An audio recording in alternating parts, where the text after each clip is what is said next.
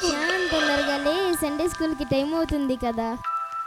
మా ఆదివారమే కావా, కొంతసేపు నిద్రపోని. ఆదివారం కూడా నిద్ర లేపుతున్నావు.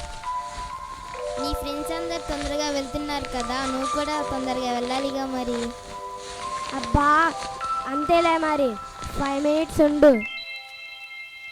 రోజు స్కూల్కి టైంకి వెళ్తున్నట్లు దేవుడి దగ్గరికి కూడా టైంకి వెళ్ళాలిగా మరి. మీరేమో టైంకి రారు, మమ్మల్ని ఏమో టైంకి పంపిస్తారు. దేవుడికి అన్నీ తెలుసులే.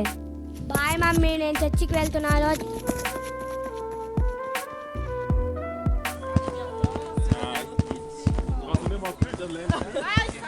నిజమే కదా, తనని టైంకి పంపించి నేను టైంకి వెళ్ళట్లేదు. ఎంత పొరపాటు చేస్తున్నాను.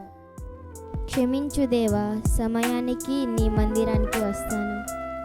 తండ్రి, నా పొరపాటుని మన్నించి నన్ను నా కుటుంబాన్ని క్షేమంగా ఉంచు దేవా. చూసారుగా, మీరు కూడా ఇంతేనా? దేవుని సన్నిధిలో క్రమంగా ఉండడం చాలా ప్రాముఖ్యం కదా. క్రమంగా ఉంటే దేవుడు దీవిస్తాడు. Bye friends.